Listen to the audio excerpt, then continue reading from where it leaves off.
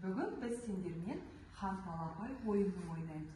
Ойын ойнау үшін балалар бізге не қажет? Асық. Дұрыс айтасыңдар. Менің мына дорбамның ішінде асық бар. Балалар, асық ханталапай ойын ойнау үшін біз бірінші ережесімен танысамыз. Ханталапай ойында асықтардың ішіне бір асықты хан қып сайлап алуымыз қажет. Қай асықты сайлаймыз? Қызыл асықты, ерекше болғандықтан түсі біз қызыл асықты хан қып сайлап алдық. Егер де мен сендермен қараңдар, асықты мінекей қолыма уыстап жинаймын, содан былай лақтырамын. Егер менің хан асық былай түссе, бұл бүгіне түсті деген. Егер де үш жағымен түссе, шік түсті деген жақ. Мына жағымен түссе, тәйкі. Егер мына жағымен түссе, ал шық. Ойық жағымен түскен жағдайда жақсы ма? Ойынды жалғастырам. Ойын, егер де менің хан асығым бүгінен түссе, мына жерден бүк асықты қараймыз.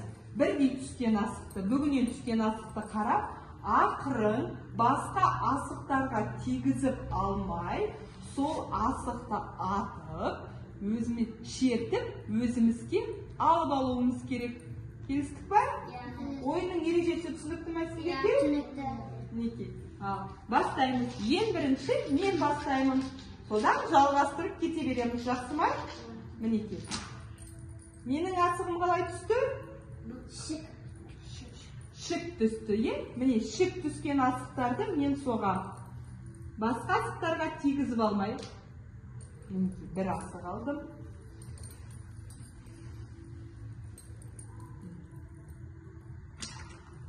Екі асық алдым.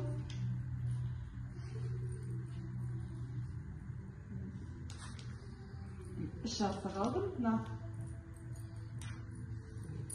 Тиме қалды, Келесі, мінекей, менің қолымда неше асық қалды? Үш асық. Келесі ойынды жалғастыру үшін мен Дамирға берем.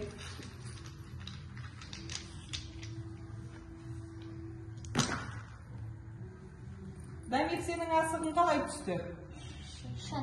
Шік түсті. Кәнекей, шік түскен асықты қара.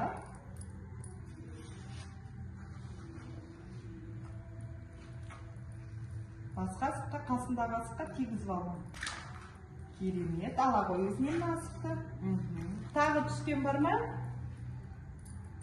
Жоқ, басқа асық? Келесі балаға жалғастыруға бересің. Алиханға бере ғой.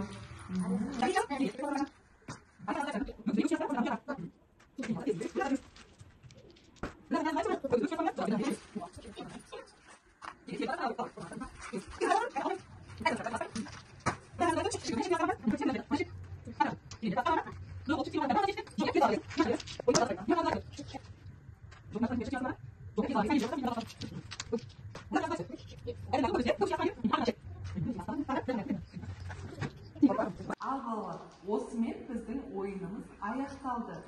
Ойын аяқталмай тұрып, біз жеңімпазды анықтауымыз керек.